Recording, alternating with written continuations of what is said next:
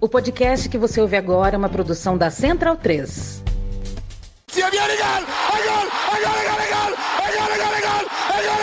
Parte Pina! ¡Qué victoria! ¡Qué victoria! Non lo so che ha segnato, ma chi se lo frega! Tardelli!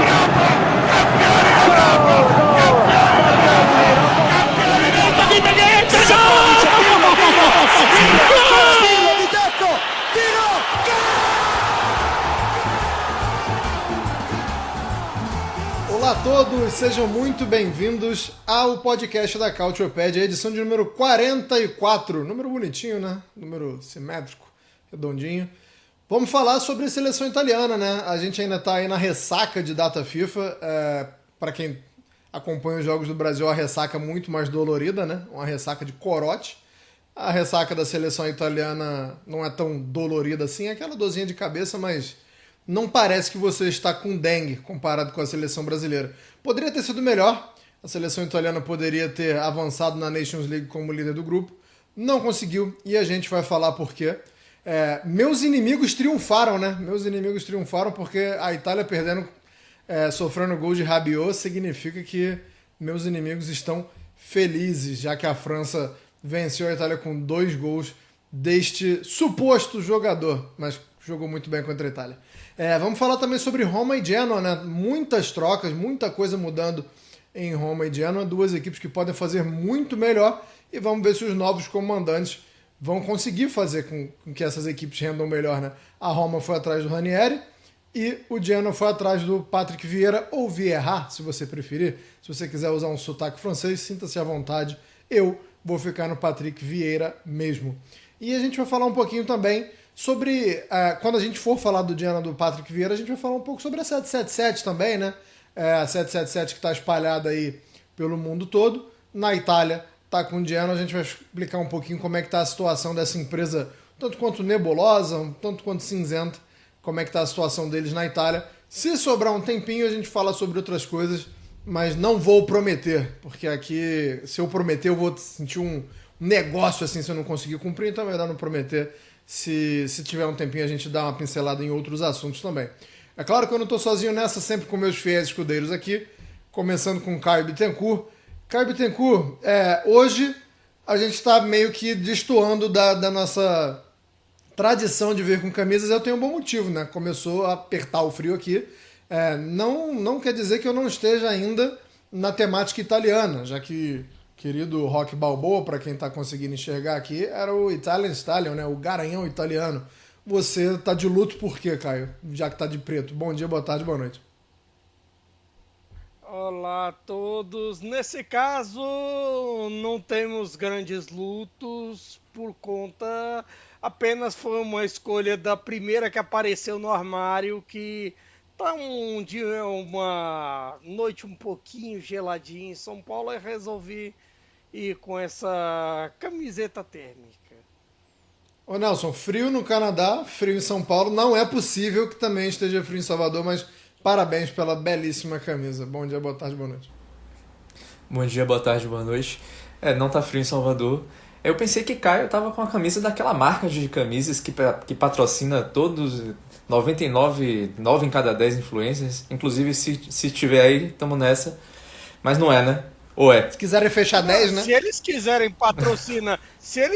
patrocinar a gente, cara, eu faço propaganda tranquilo, mas infelizmente eu não tenho nenhuma delas, então não dá pra dizer. Enfim, quente em Salvador, né? O podcast, o número já que a gente gosta de lembrar jogadores, né, com o número do podcast, o podcast edição Perisic, né? Então toca aí, Anderson. Boa, muito boa. O polivalente Perisic merecia um pouco mais de sucesso, mas também tem uma gestão de carreira que vou te falar, hein? Só mais uma lembrança aqui que eu acabei, sempre falo no começo e acabei não falando, um abraço sempre pro pessoal da Central 3, que faz o nosso podcast chegar aos seus ouvidos, e também um abraço pro pessoal do Nosso Futebol, que faz com que vocês possam enxergar a gente. Falando sobre os podcasts da Central 3, estou muito curioso para a próxima edição do Medo e Delírio em Brasília, né? Com os últimos acontecimentos da política brasileira, imagino que vai ser uma boa edição do Medo e Delírio em Brasília. Mas vamos falar sobre seleção italiana, porque como eu falei, foi uma data FIFA que deixou uma ressaquinha, porque a Itália tinha a faca e o queijo na mão para avançar na Nations League como líder do grupo, né? Tinha uma posição confortável antes do começo do jogo contra a França. Caio, me explica, pelo amor de Deus, como é que aquele ser humano conseguiu fazer 2 gols na Itália? Talvez a magia de San Siro, porque se você for lembrar nele com a camisa da Juventus, ele vivia fazendo gol nos clássicos contra o Milan, nos clássicos, volta e meia deixava o dele contra a Inter também. A magia de San Siro é algo curioso para ele. Então, de certa forma, também tem isso. Mas é bem verdade que defensivamente a Itália também teve seus problemas. Principalmente nessa gestão de bolas paradas, numa questão de posicionamento e que isso, de certa forma, um gol. De cara, o gol do Rabiot ter saído com 2 minutos de jogo, já com poucos minutos de jogo, já foi uma destruição de toda a ideia de jogo que o Spalletti tinha planejado. E é pior ainda quando você tem características relativamente diferentes a esse estilo da França, que acabou por ser um problema justamente por conta das diferenças de características entre os dois. De um lado, você vê uma França que se sobressaía fisicamente desde as primeiras batalhas do jogo, contra uma Itália que, mesmo com a posse, às vezes não sabia bem o que fazer, mesmo nas jogadas em que se abria muito para jogadas de lado ali pela ponta. Parece que se tinha uma certa dificuldade por ali do que fazer, do que criar, até de certa forma se teve uma sensação ali de que faltava alguém mais driblador, faltava alguém mais incisivo para criar esse tipo de jogadas, que só com um pouquinho de jogada pelo lado, com um pouquinho de pressão, o gol italiano saiu dessa maneira e de certa forma é aquilo, não é o fim do mundo pensando no que a Itália já fez na Nations League, em termos de classificação. Claro, tudo depende do sorteio, que isso é fundamental para definir qual que vai ser o futuro, qual que vai ser como que a Itália vai jogar daqui para frente, porque, querendo ou não, você tem que basear o seu jogo também por conta de seus adversários. Mas, sobretudo, também é fundamental você entender como é o seu adversário e partir em cima dele, tentar reduzir as vantagens. E parece que a Itália sofre um pouquinho mais contra seleções de um estilo tão físico e tão potente nesse estilo, como é o caso francês. E mesmo com uma França que não passa pelo melhor momento técnico, que uma França desfalcada nesse quesito. Então, isso talvez dê um certo ponto de interrogação, porque se você for parar para pensar, a Itália criou menos e conseguiu produzir menos por conta disso, mesmo tendo bola, mesmo sabendo o que fazer no jogo em dados momentos, mas sendo muito pouco incisivo.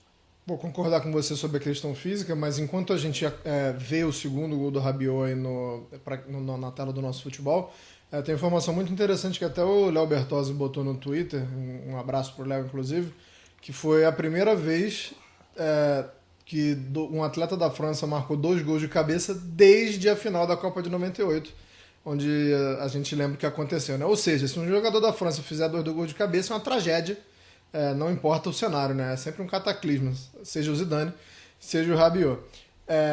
E sobre o gol da Itália, vou fazer um outro parêntese aqui muito breve também, já que o gol foi do Cambiasso. Cara, o Hernanes, o profeta, ele fez um vídeo sobre o Cambiasso que eu não sei como descrever muito bem. Foi um vídeo de humor, um vídeo inteligente, mas a atuação do Hernanes longe de ser a mesma atuação que ele tinha nos campos. Então, assim, vale a pena você ver para rir do humor que ele tentou colocar e também para rir do desempenho do Hernanes como ator. Mas, Nelson, vamos falar sobre essa diferença entre passar em primeiro e segundo. Que, assim, eu não vejo como o fim do mundo. Como o Caio acabou de falar, é sorteio, né? O que vem pela frente é sorteio. De algum jeito isso mancha um pouquinho, isso dá uma diminuída no momento, né? A Itália vinha bem embalada, aí você com uma posição de vantagem para conseguir ser o primeiro colocado do grupo, desperdiça. Dá uma esfriada? É um baldezinho de água fria ou nem tanto, porque a gente ainda não sabe o que vai acontecer? É um balde de água fria porque, apesar de ser sorteio, a gente já sabe que é pedreira, né? É Portugal, Alemanha ou Espanha. Inclusive, quando vocês estiverem nos ouvindo ou vendo, a gente já vai saber o adversário, né? Que vai ser o sorteio vai acontecer nessa sexta-feira, pela manhã. Enfim, é pedreira. Se não fosse, enfim, né, se a Itália tivesse passado primeiro, ao invés de Portugal, Alemanha e Espanha como possíveis adversários, seria Croácia, Holanda e Dinamarca. Bom, seriam difíceis também, obviamente, mas, enfim, a Itália não tem um grande histórico nem contra a Dinamarca nem contra a Croácia, né? A gente até falou muito sobre a Croácia, sobre esse histórico contra a Croácia antes da Euro. Também não é um histórico dos melhores, né? Tem um histórico melhor contra a Holanda. Mas, enfim, são jogos de ida e volta, né? A Nations League agora está bem ampliada, está parecendo, não sei, aqueles regulamentos de campeonato que faz... Até demais. Exatamente.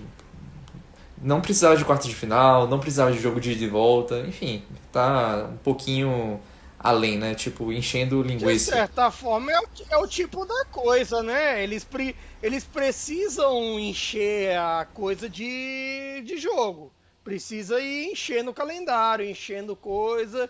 E assim... Precisa mesmo, Caio? O mais curioso... Em termos de dinheiro, em termos de caraminguá, sempre precisa. Em termos físicos, a gente sabe que não. E, de certa forma, foi, assim, até um cenário de apuros para alguns nessa data FIFA.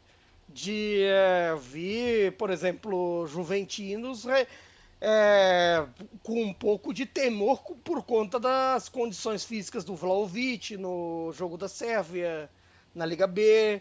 Vi alguns napolitanos, quando o McTominay foi substituído contra a Polônia, também sentirem alguma coisinha assim, alguma ansiedade. E esse tipo de coisa é contraproducente. É contraproducente para a qualidade do jogo em si e para a qualidade até dos próprios jogadores, que eles são as estrelas do espetáculo. Mas bem, enquanto alguém tiver enchendo os bolsos, tá tranquilo.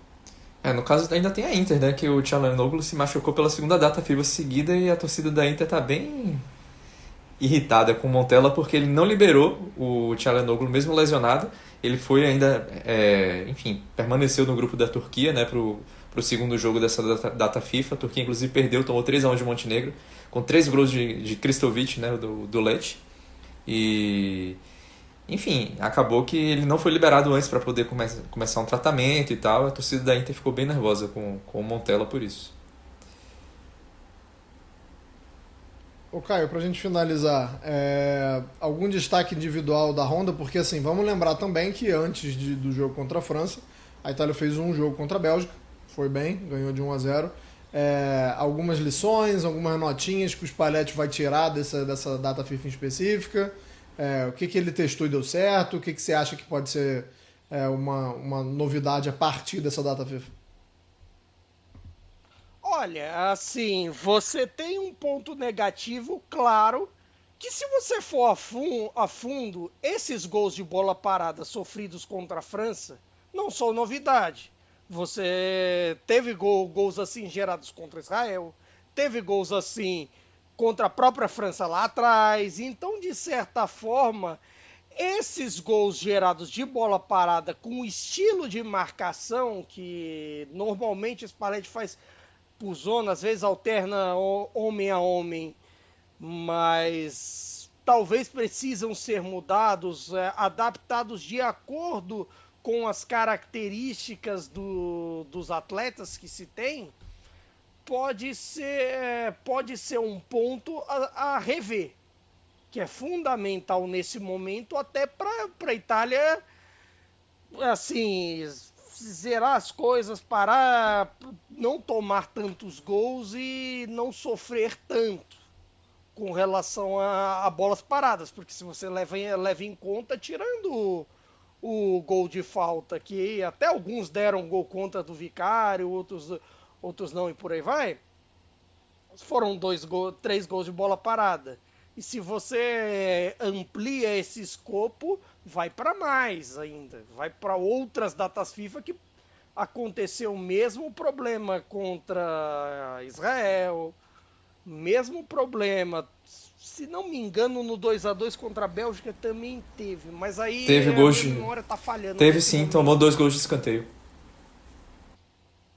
Pois é, outro gol de bola parada, outros questões de sofrimento, então, de certa forma, o Spalletti precisa adaptar toda essa questão. É bem verdade que se você pega essa linha de 3 defensores aí aqui entrou em campo diante da França com Di Lorenzo, Bastoni e Buongiorno, talvez assim, o único que se destaque tanto assim quanto a altura seja o Buongiorno. Eu não me lembro da altura do... O Bastoni também é da mesma altura.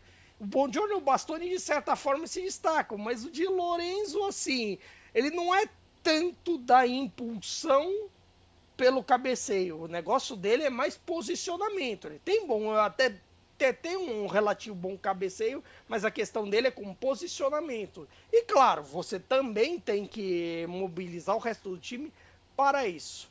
O lado bom, que eu acho que é um porém positivo, de que o sistema de meio campo funciona de maneira inteligente. O sistema de meio campo com o Rovella funcionou bem contra a Bélgica, com o Tonali bem também. O Barella é uma certeza, as alas têm funcionado de maneira interessante. A questão que eu acho até que até o último Homo deu um debate interessante é justamente essa falta de jogadores em espaços curtos. Aí você pode discutir se é uma questão do sistema, que é o sistema de 3-5-1 como base, ou assim, pela falta de externos ali, da falta de pontas, para tentar forçar o drible ali pela ponta e tudo mais, ou até mesmo da falta de característica para isso, porque contra a França a Itália completou 3 dribles o jogo inteiro. Isso, de certa forma, para um jogo mais físico, para um jogo... até que a defesa se porte um pouco mais para trás, defesa adversária, pode ser um problema. E até sugeriu-se no último Homo de convocar o Oristânio do Genoa, ou do Venezia, para tentar resolver essa questão. Porque o Oristânio, no Venezia, é um dos melhores dribladores desse campeonato. Tem até na edição passada, que eu citei que ele era um dos melhores dribladores desse campeonato nos números e continua sendo também. E por conta desse detalhe, pode ser interessante em um aspecto de drible, um aspecto de tentativa de criação de jogadas. Mesmo que a tendência de seleções, e aí você pode ver pela tática do Domenico Tedesco contra a Itália, como até mesmo pelas linhas do Deschamps contra a Itália, de tentar em linhas maiores. A Bélgica jogou com linha de 5 defensiva, a França teve maneiras assim de tentar conter os dribles, mas assim, o drible ganha jogo. E eu acho que essa é uma maneira de que a Itália pode melhorar na criação, principalmente em espaços curtos. E o que é o futebol, né? Porque nos jogos do Brasil só tinha ponta. Tinha um finalzinho de jogo, assim, 5 pontas em campo. E a Itália, nenhum, né? Ou assim, não faz parte do repertório do Spalletti, ou ele julga que não tem nenhum bom o suficiente. Interessante pra gente ver como é que cada país está produzindo um tipo de matéria-prima, né, cara? É engraçado nesse quesito que a ausência de pontas não é exatamente uma ausência de gente na função. Se você for parar para pensar, você tem casos como o Zacan e o Politano por ali. Às vezes a Itália tem assim dificuldade de formar alguém muito confiável que entregue bastante, porque é assim, claro, quem tinha nesse quesito do entregar com confiabilidade, hoje em dia está na reserva do Liverpool, que é o Chiesa, ou então casos que nem o Insigne, que recentemente estava até tentando cavar a vaga Vou ter que me manifestar por sobre isso. reclamando. Vou ter que me manifestar sobre isso. Não, ele disse numa entrevista assim, porque estou no Canadá, porque eu não posso ser convocado, que não sei o que, tal. E eu posso respondê-lo. Você não está sendo convocado, você não está jogando nada. Cara, a temporada do Bernardeschi que foi muito, muito boa. Muito boa mesmo. A Bernardeschi carregou o time em diversos momentos. E o Insigne teve muita questão das lesões também, né? Muitas pequenas lesões, não teve nenhuma lesão grave, mas muitas pequenas lesões que inclusive levam a torcida do Toronto a acreditar que ele não está se dedicando o suficiente para fazer fortalecimento muscular, para voltar inteiro, né? Então, assim, Insigne. Eu tenho uma teoria. Poderia até levantar essa isso. bola, mas momento péssimo. Eu tenho até uma teoria sobre isso que eu acho que assim explica muito talvez da formação de alguns jogadores e até mesmo da dificuldade que a Itália tem em alguns jogos como esse com a França. Eu acredito que seja uma questão física também pela formação e do biotipo de jogadores. O Insigne acabou sendo de certa forma excluído da elite por conta disso. Se você olha onde que num contexto de elite, hoje em dia, você tem um ponta de 1,62 m, se não me engano, criando espaço. De certa forma, você tem que criar uma situação, uma zona para ele jogar. O Insigne era assim, querendo ou não. Claro, você deixava a zona ali da ponta esquerda para ele fazia o que queria. Se você desse espaço para ele jogar bola na ponta direita, jogar bola para o meio, ele vai lá e faz. O X da questão é que tem um momento que o teu lateral ou o terceiro zagueiro, ele vai dar um combate e acaba com o cara. Por uma questão lógica. E às vezes vai atropelar. Aí você, assim, caras mais baixos, assim, que não tem um físico tão avantajado, eles têm que compensar de outra forma. Pegar, por exemplo, alguém que não é tão alto assim. Pegar, por exemplo, o Barella. O Barella não é um cara para você dizer assim, que nossa, que altura. O cara tem 1,72 m. Claro, você não vai olhar agora, de repente, olhar a metragem do cara e pensar, não, vamos descartar esses assim. Querendo ou não, ainda não é vôlei nem basquete. Tem gente que faz, hein? Tem gente que faz. Tem bastante, gente que inclusive. faz, mas assim... Departamento de scout aí que já lima o caras e menos de 1,70 nem conversa. Tem um amigo nosso, inclusive sócio da outra versão do podcast, que, assim, até brinco que é baixofóbico quando eu defendo em si. Ele é contra. Não, mas entenda, também tem um contexto para isso. E assim, hoje só compensa se você faz alguém com o que o Barella faz. E em termos de seleção, mesmo caras que trabalham melhor em espaços, como é o caso, por exemplo, do Raspadori. O Raspadori tem fortes dificuldades no campeonato italiano, fortes dificuldades em jogos com o Napoli. Mas quando joga na seleção, joga melhor, com mais espaço, com um jogo mais lento, mais cadenciado, e aí é outra história. Só tenho medo que uma hora essa fatura chega, né? A gente tá falando do Barella que ele consegue, mas eu tenho medo danado porque o corpo uma hora cobra. Vamos falar um pouco de Roma, Nelson. E é engraçado que a gente sempre tenta fazer uma rotação para não falar sempre dos mesmos clubes. Mas a Roma está nos forçando a falar dela sempre. É difícil a gente fazer uma edição aqui da Cautiopedia que a gente não dê uma porradinha na Roma.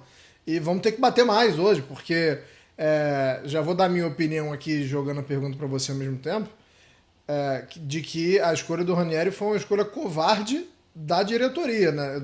Absolutamente nada contra o Ranieri, mas eu achei uma escolha bem covarde. Agora, queria saber sua opinião sobre essa escolha, não só pelo ponto de vista da diretoria, mas assim, como é que está o contexto da torcida, como é que está o contexto do time e do Ranieri, né? O Ranieri, pelo amor de Deus, gente, o Ranieri já não aguenta mais ser treinador.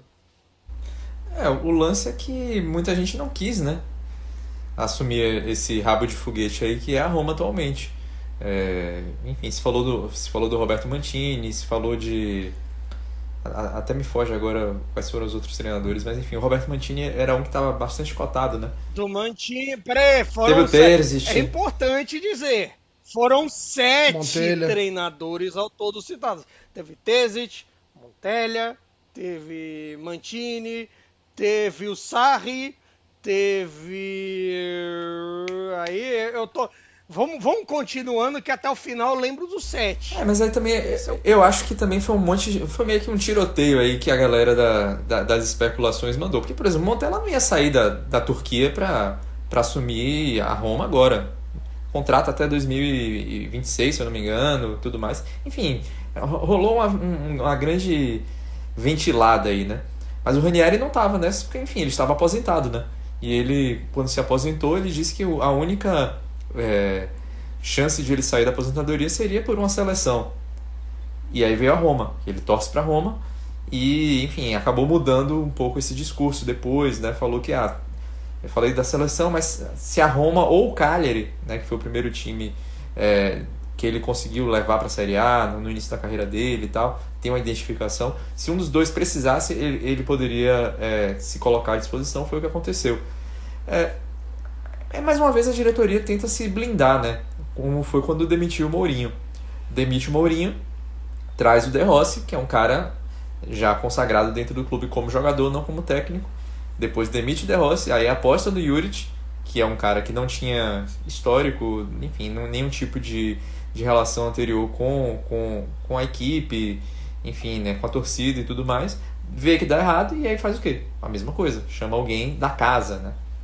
Então, enfim, se a gente for considerar que a Roma está em 12º, Ranieri é um aposentado, mas enfim, né, não é assim, aquele aposentado, estava há 4 anos parado, ele estava treinando até pouco tempo, né? Então, assim, a gente pode dizer que ele ainda está na ativa, né? Não é um cara que saiu do mercado durante muito tempo. Enfim, acho que isso não vai fazer falta para a Roma. O Ranieri tem uma competência, provavelmente vai arrumar o time, provavelmente a Roma vai continuar jogando mal. O Ranieri, quando ele assume assim em meio de temporada, ele tem essa característica de ser um pouco mais pragmático do que ele geralmente né? Monta um time assim mais fechadinho.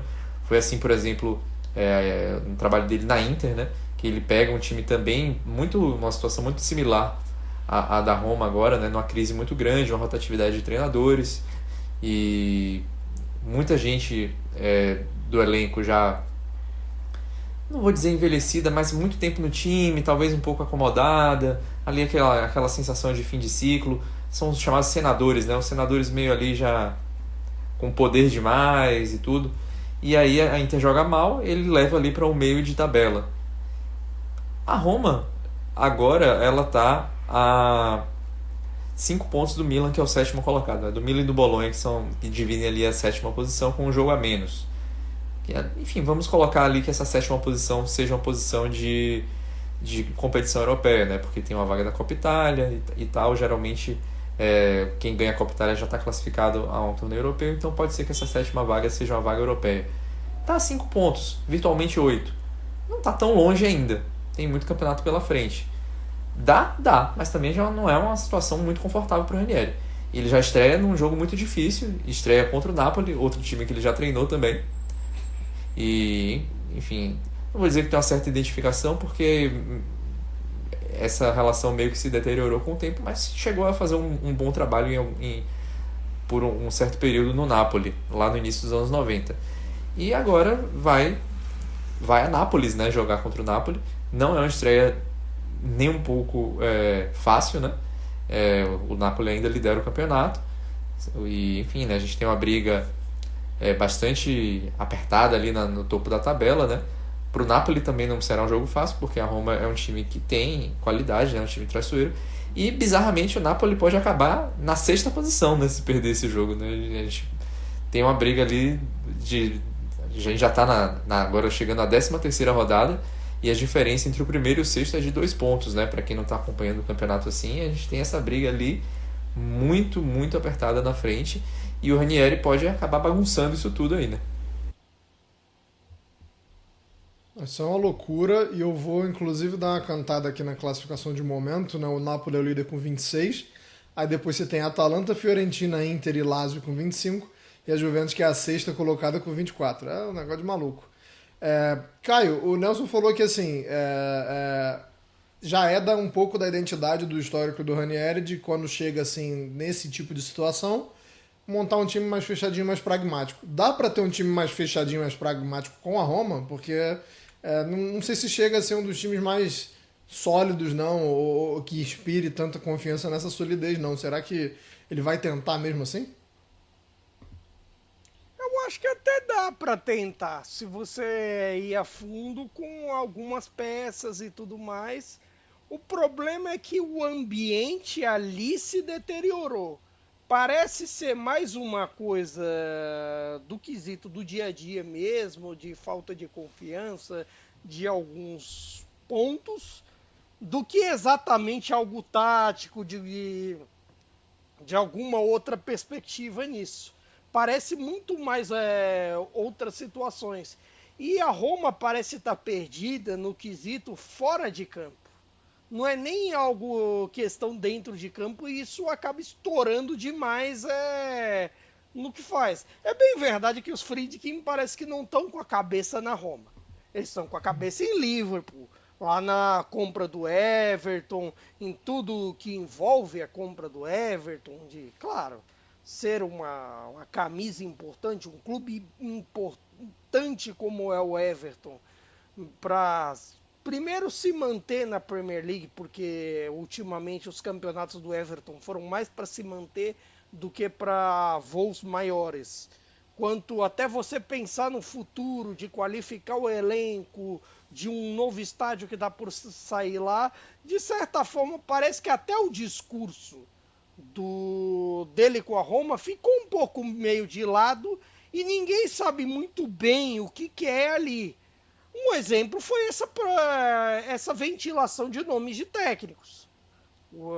Se falou, até citando uma notícia que repercutiram no La República, o Allegri disse não, os Friedkin, tanto o pai como o filho, não estavam convencidos com Frank Lampard, que foi um dos nomes citados, não acharam acordo com o Terzic, o Sarri não queria dirigir no meio de temporada, Roberto Mantini esperou, mas ele não queria esperar mais.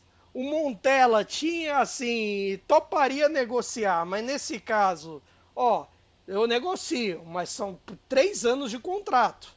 Os Friedkin queriam dar 1 ano e meio. Aí, no fim das contas, quem sobra? Ranieri, você é o cara que, assim, você não quer tentar? Aí, ele com Roma e Cagliari, pode ser qualquer situação.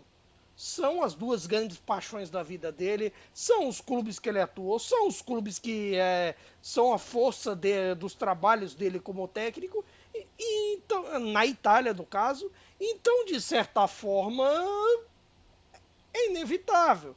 Assim, o Ranieri pode dar uma salvada nisso por conta dele conhecer o ambiente, saber pacificar, querendo ou não. Agora, se você compra briga antigamente, eu digo antigamente, semanas atrás, é incrível, mas para Roma parece até que essas semanas, esses meses duraram uma vida. Eu já tô vendo amigo romanista nossa cansado em novembro, assim, rezando para a temporada acabar. Assim, agradecendo a data FIFA, né? Não, agradeceram a data FIFA, os nossos amigos, o Bright, o Portes, os caras já estão, assim, pelo amor de Deus, acaba essa temporada. Já estão indo fazer outra coisa no horário dos jogos e por aí vai. E, assim, né, em meio a toda essa situação, você comprar briga com o Juric é fácil, por mais que, assim, brigar com o Juric não é a coisa mais difícil do mundo. Agora, você fazer isso com o Ranieri é muito complicado, porque você já... Todos esses caras do elenco da Roma, não tem um que não esteja visado com o que aconteceu com o De Rossi. De certa forma, o De Rossi ter saído da forma como saiu é uma facada no coração do romanista. Porque assim, você quer alguém que... o Ranieri é algo parecido, mas você quer alguém que represente tanto a Roma como o De Rossi? Só se você chamasse o Totti para ser técnico, mas ele é técnico? Eu diria que o De Então, Rossi de certa representa mais que o forma, Ranieri, assim, inclusive. Sim, dá para dizer que representa mais. É alguém que, assim, o Ranieri também representa, é importante e por aí vai. Mas, de certa forma, todo o ambiente romanista já se sentiu traído. Traído nas expectativas com a diretoria, traído com os jogadores, traído com o desempenho, traído com muitas situações. E assim, o Juric já era um técnico natimorto. Ele nasceu morto, de certa forma, porque assim, se você substituir um ídolo, você tem que trazer alguém com costas tão ou mais quentes, ou que esse ídolo tenha saído chamuscado. Não foi o caso do De Rossi. Então, assim, você tem essas particularidades e é isso. É isso, e pelo amor de Deus, Roma, joga um pouquinho melhor, faz um pouquinho melhor o seu trabalho, porque eu estou cansado de trazer a Roma para esse podcast. Falei, soltei isso que estava aqui dentro de mim. Vamos falar sobre o Genoa? Vamos falar sobre o Genoa porque é outro time que troca treinadores, Nelson, mas eu acho que a gente tem um contexto na Roma que é da família Friedkin e de todo esse quiprocó que teve com o De Rossi, mas a gente também tem um contexto no Genoa que é da parceria da 777. Não dá para dizer que o Genoa tá tão mal no campeonato, né? Nesse momento ali na 17ª colocação por causa da 777. Mas não é dos projetos mais bem-sucedidos, né? Eu queria que você falasse, antes de falar sobre o novo treinador, falasse sobre como é que tá o cenário da empresa lá na Itália. Eu diria que até é o projeto mais bem sucedido da 777 é o Genoa. E aí interpretem como quiserem. Não, mas falando sério, o Genoa fez um bom campeonato na última temporada, né? Foi 11º, quando a 777 chega ao Genoa, faz algumas boas contratações e tal, mas o time já estava ali flertando com o rebaixamento, tinha muito tempo. Acabou que não deu, os jogadores não se adaptaram assim de primeira, né? E o time foi rebaixado. O Gudmundsson já estava nesse time, né? E mesmo assim foi rebaixado, permaneceu na Série B, não fez um início de Série B muito bom, aí veio de Lardino, subiu o time novamente, voltou, né? Levou de volta para a Série A e fez aquela boa temporada passada, né? Fez boas contratações, você vê ali, foi no Reteg, tem alguns outros bons jogadores que eles conseguiram manter. Enfim, tem um plano de marketing até bastante interessante, principalmente se a gente considerar o quanto o Genoa antes era totalmente offline, né, digamos assim, um time bem que tinha um pouco até a ver com o fato de ele ser o mais antigo da Itália, era uma comunicação às vezes até pré-histórica no tempo do Preziosi, mas melhorou muito nesse aspecto. Então, assim, para a torcida do Genoa, a 777 tem uma outra imagem totalmente diferente do que tem, por exemplo, para a torcida do Hertha Berlim, para a torcida do Vasco. Enfim, é um clube que estava funcionando até direitinho. Tinha o seu executivo principal, né, o Andrés Blasquez, estava ali sempre no ambiente do clube. Enfim, funcionava. E aí o que acontece? A 777 começa a apresentar problemas, né? Financeiros, outros problemas já existiam, mas começa a acontecer essa história de falência e tudo mais, e O Genoa não decretou, não anunciou nada oficialmente, né? Mas a ACAP, que é a credora da 777, já está ali dentro do clube, já conversando com diretores e tal, já também encaminhando toda a papelada tal para colocar o clube à venda. Enfim, é um cenário que a gente está vendo muito nos times italianos recentemente, né?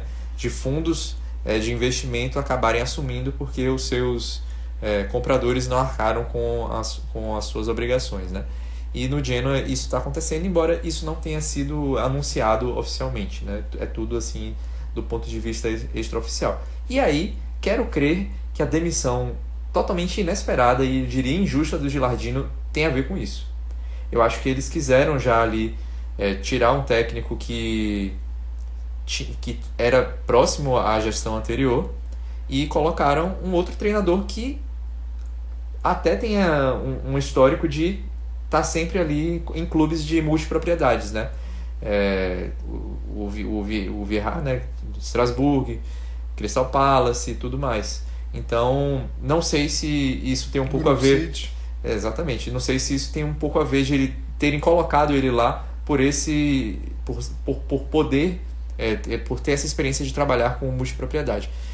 E a saída do Gilardino pelo fato de ele ser associado a essa gestão anterior. Mas acho uma demissão bem injusta.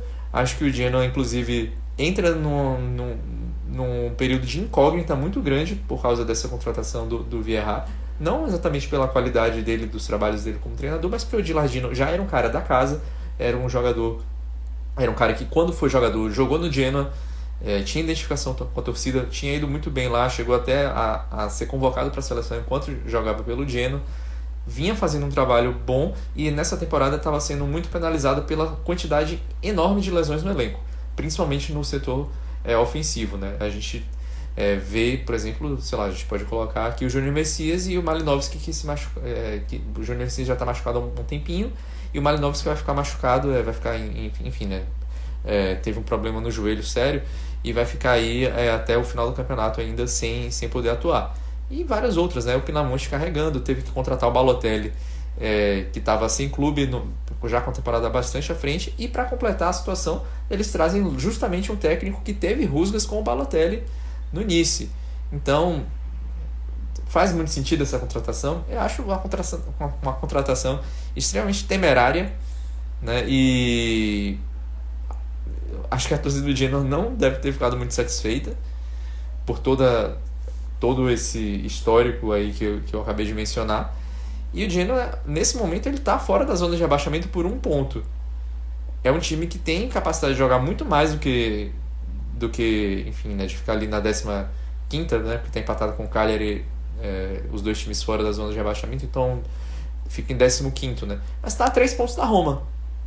Então a Roma diz muito sobre a Roma, mas também diz como o Genoa tem uma possibilidade, né? Tem uma chance grande de se tranquilizar um pouco mais, porque embora a Roma esteja a 4 pontos da zona de rebaixamento, ninguém imagina que a Roma vai ser rebaixada, por mais que esteja jogando mal. Então, se o Genoa consegue ter essa folguinha, para o Genoa já fica um pouco melhor. Eu acho que o Gilardino conseguiria isso tendo de volta alguns jogadores. A gente já está quase chegando em janeiro, então também poderia contratar. E aí também reside outra questão. Como é que a ACAP, que está agora tratando desse assunto de bastidor, né, de questões financeiras e tal, como ela vai agir no mercado? Vai vender jogadores? Vai fazer contratações? O que a gente tem ouvido falar é que a empresa tem o interesse de não dilapidar o clube, de manter o clube ali com os seus ativos, porque fazer algo diferente disso é desvalorizar o clube e ela quer vender. Então deve dar um mínimo investimento ali para tentar segurar o Genoa na elite. Mas será que não era melhor ter ficado com o Gilardino? Eu acho que era uma opção mais interessante do que fazer uma troca de técnico, e ainda uma troca de técnico que tem todo essa questão com um novo reforço, né? E não é um novo reforço que geralmente faz pouco barulho, né? O Balotelli, quando dá o problema é sério. Esse sabe fazer. Eu vou concordar com você sobre a questão da injustiça, mas até sobre o momento mesmo. O Genoa já teve um momento pior no campeonato, né? O Genoa vinha mostrando uma ligeira evolução. Então, assim, se fosse para ter demitido o Gilardino, poderia ter feito mais sentido se tivesse sido um pouco antes, né? Agora já parecia vir ele numa crescente. Pequena, mas numa crescente. E sobre o Patrick Vieira, para quem. Só um segundo, cara. Para quem não conhece muito sobre a carreira dele na Itália, vai lá no site da Cautiopedia, que tem perfil dele, porque muito provavelmente o pessoal lembra dele mais na Inter, mas quem é mais antigo, quem é mais ou menos a minha idade, ou um pouco mais velho do que eu, vai lembrar dele também na Juventus e no Milan. Então ele jogou nos três, tem lá perfil dele no site da Cautiopedia. QR Code, inclusive, está na tela para quem está no nosso futebol, para você que está só ouvindo a gente. Fácil, vai lá, bota na busca Patrick Vieira que vai aparecer. Caio, queria que você falasse especificamente sobre o Vieira, né? O Nelson até citou muito bem nesse perfil dele de trabalhar em clube empresa, mas queria que você falasse se vai casar, né, com o Genoa, não somente nisso, mas também de acordo com o elenco que tem e questão de personalidade, como você já tinha citado, já brigou como o Nelson citou, perdão, já brigou com o Balotelli no início. Então, eu tô curioso, não sei se eu tô otimista não, mas curioso eu tô. Sobre o Gilardino, é importante até ter em vista algo até que ele reclamou tempos atrás, quando o Genoa ganhou do Parma fora de casa. Até vale um abre aspas. Esse ano nós fomos chamados a prova pela forma como foi o início do campeonato e pela evolução de tudo que aconteceu fora de campo. Temos que dar crédito aos meninos, eu tô com eles, mas eu não me importo. Vamos lutar até o fim, vou defendê-los, vou pra briga com eles até a morte. Falta apoio. Essa é a realidade, essas são as sensações que um treinador sente durante a semana. Não quero entrar em detalhes, estou pensando em trabalhar em campo com a equipe, isolando de outras situações. Não foi um período fácil, mas isso mostra que a equipe está pegada à camisa e é um caminho de trabalho que seguimos há um tempo, e isso é fundamental. Isso foi o que o Gilardino disse após ganhar do Parma no dia 4 de novembro, poucos dias atrás. Quem fala muito dá bom dia a cavalo, né? De certa forma, não digo que é uma situação em que você falou isso, de repente vamos cortar. Não, com certeza o Gilardino deve ter exposto essas situações na hora de cobrar. Tipo assim, opa, estão cobrando aqui, mas vocês fizeram isso pela gente lá no passado? Não. Então, assim, esse tipo de coisa gera pequenos desgastes, gera atritos e no fim das contas acaba sendo fundamental. Só que a 777 não pode esperar que o Patrick Vieira não seja isso. Que ele é isso aí ao quadrado. Ele tem experiências assim. No Nice que ele saiu assim. No Nice que fez até um dos melhores trabalhos dele. Com o próprio Balotelli, com gente boa. Ele conseguia classificar o Nice para as Copas Europeias. Teve trabalho que começou bem ali no Crystal Palace, que potencializou até um sistema defensivo interessante com o Joaquim Anderson e com o Mark Gay, e até alguns outros jogadores ali e tudo mais. Só que agora, assim, de começo, logo de cara, você já tem duas questões do Genoa. A primeira, Balotelli vai jogar ou não? A princípio você imagina que não, porque assim, para você competir com o Pinamonti é muito complicado, com o Pinamonti e com o Vitinho. E tem uma segunda que eu acho que é fundamental para um debate. O Vieira joga com linha de 4 defensiva. Ele sempre se acostumou a jogar com 4-2-3-1, 4-3-3, e essas foram as tônicas dos trabalhos dele no Nice, no Palace, foi assim no New York City também. Problema, o Genoa nessas primeiras rodadas se acostumou a atuar com 3 zagueiros, com Vasquez, com Voliaco, com o Bani. Ele vai tentar adaptar para uma linha de 4, ele vai tentar fazer com que Sabelli e Martins, são alas que costumam atacar campo todo, tenham que voltar para a defesa? É um ponto. Interessante, não tinha pensado nisso não. E o convencimento do Villarreal geralmente não é muito sutil, né? Não é muito calmo, não. Vamos ver como é que vai ser. Vamos falar sobre outro clube rossoblu, porque o Bolonha tá melhorando, né? Tá melhorando, mas ainda chama muito a atenção, Nelson, no Bolonha que...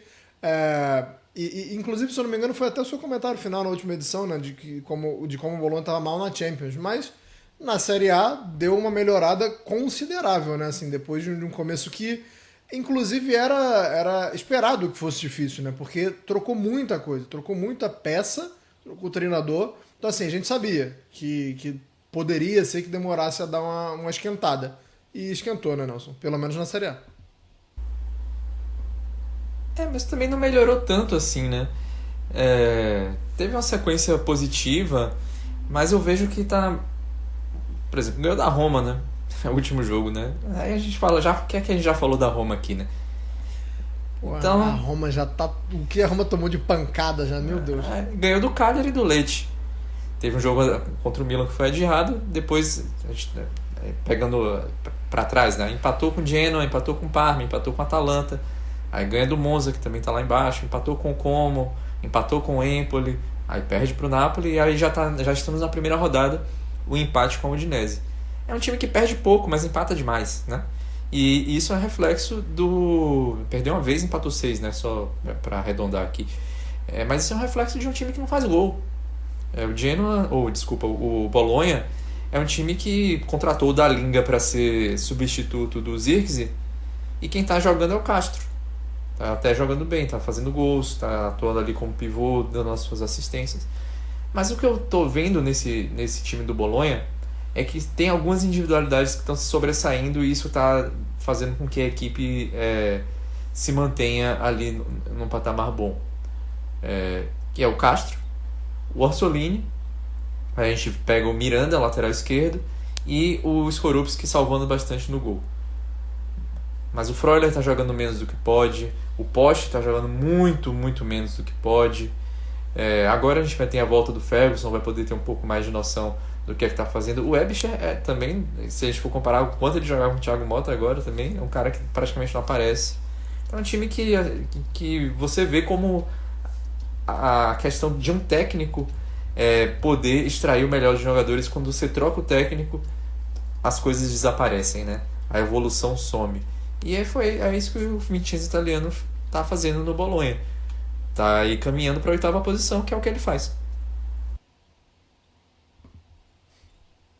Sabe fazer, né? A posição Vincenzo italiano. E, Caio, dá para manter um pouco do otimismo, porque como o Nelson falou, os resultados melhoraram bastante, embora ainda tenha muita coisa a se acertar, mas a sequência que o Nelson citou, ela é um pouco mais fácil do que a sequência que vem, né?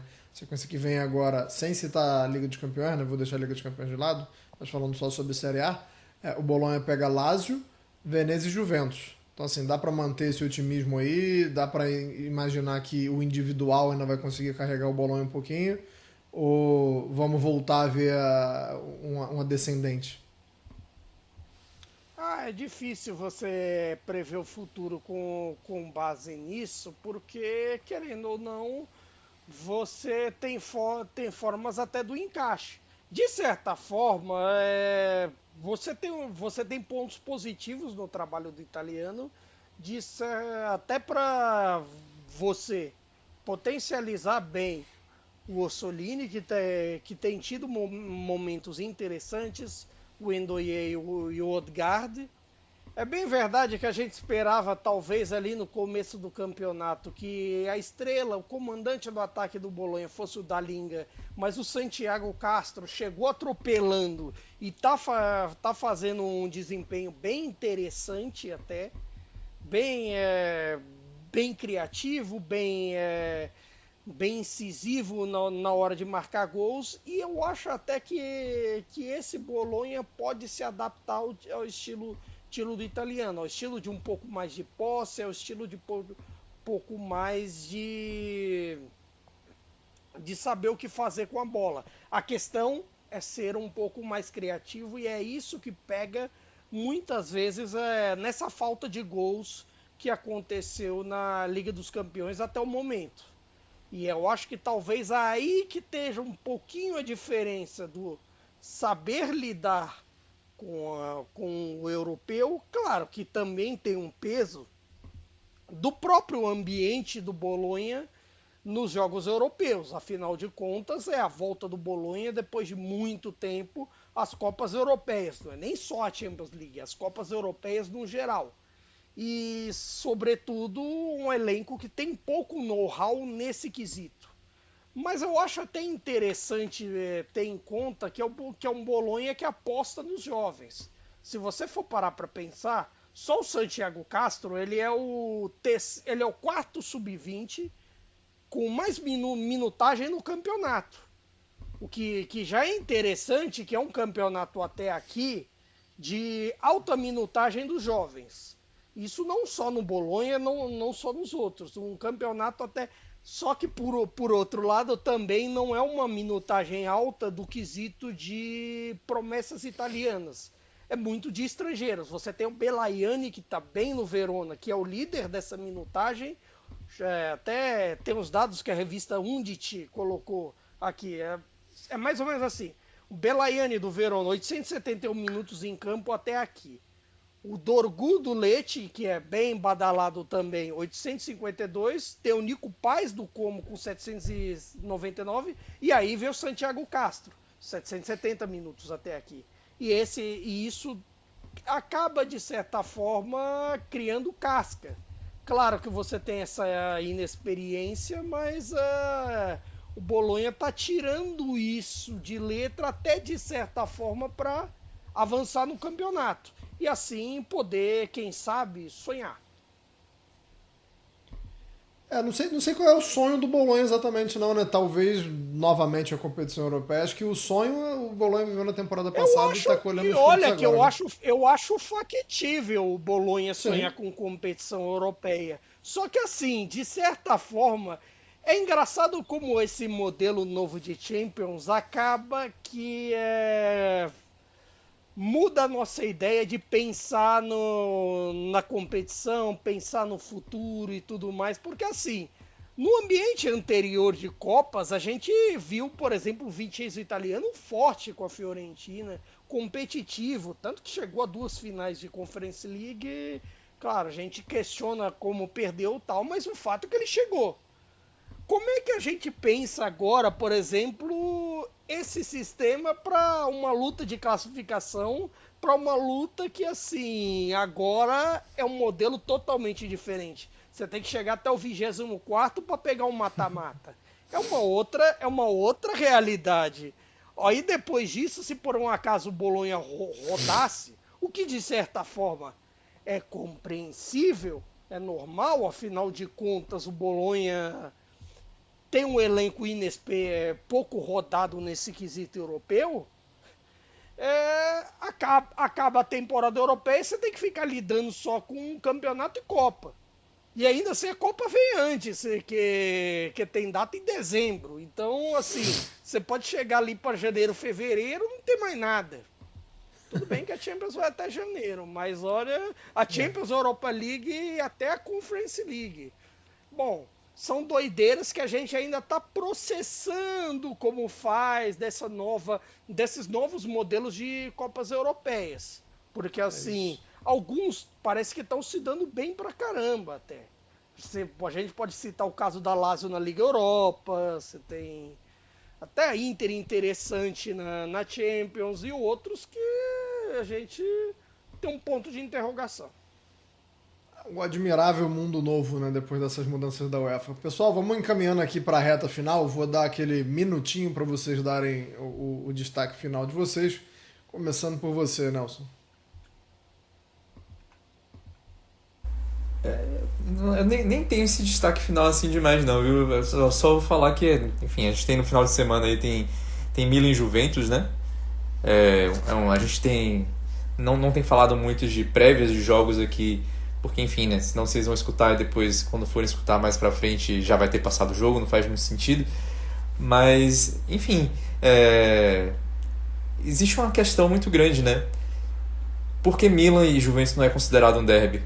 Não é considerado um derby, não. Vocês sabiam disso? Vocês estão ouvindo a gente? Não é considerado derby. É considerado apenas um clássico.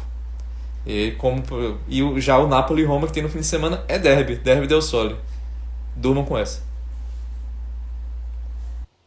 O mais Aprendi louco alguma coisa é que nova. se você for parar para pensar, a Roma não é o maior clássico do Napoli, embora você tenha esse ponto. Não, o maior clássico é com a Juventus. Na verdade, se você for a fundo com a Juventus, é o maior clássico para todo mundo, menos para Roma e Lazio. Você pode ser para qualquer grande torcida. Pode perguntar para o Toro, Fiorentina, Milan, que inclusive já deu até em pesquisa também. Tipo, perguntaram, qual que é o seu, o que você mais odeia, considera como maior rival? Juventus, Inter nem se fala, Napoli nem se fala como detesta.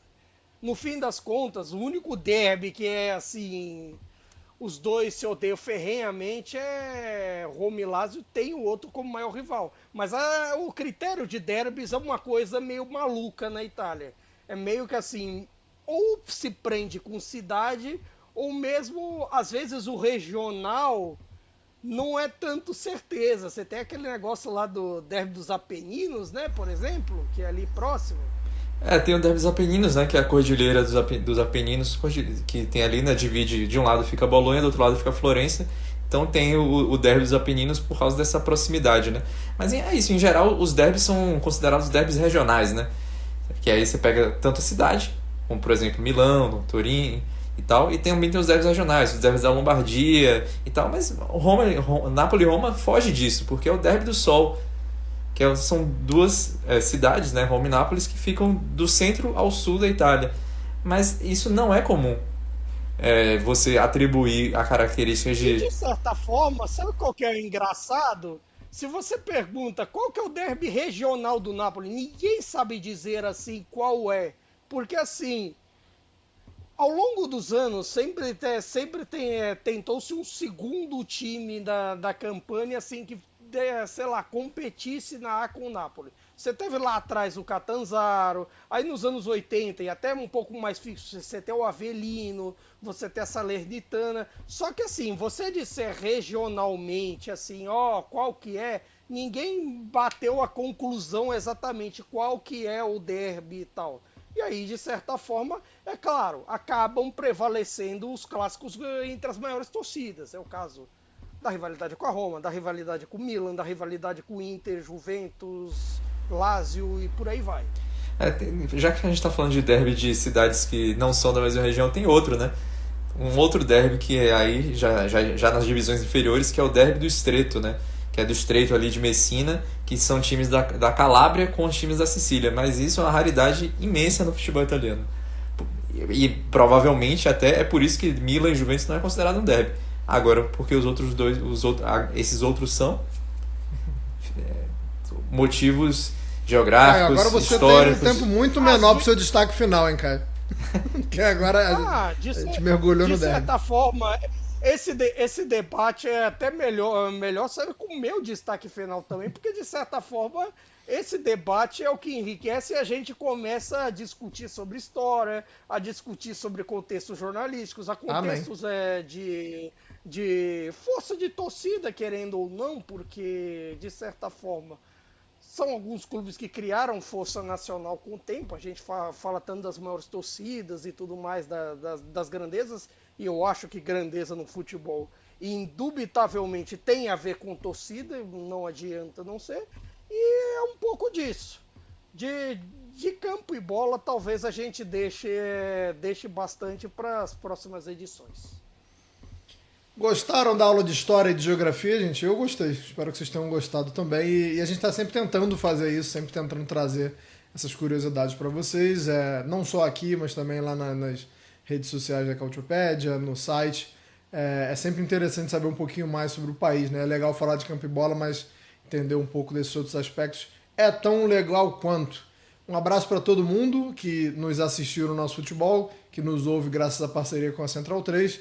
E nos vemos e nos ouvimos em 2 semanas, beleza? Arrivederci e tchau.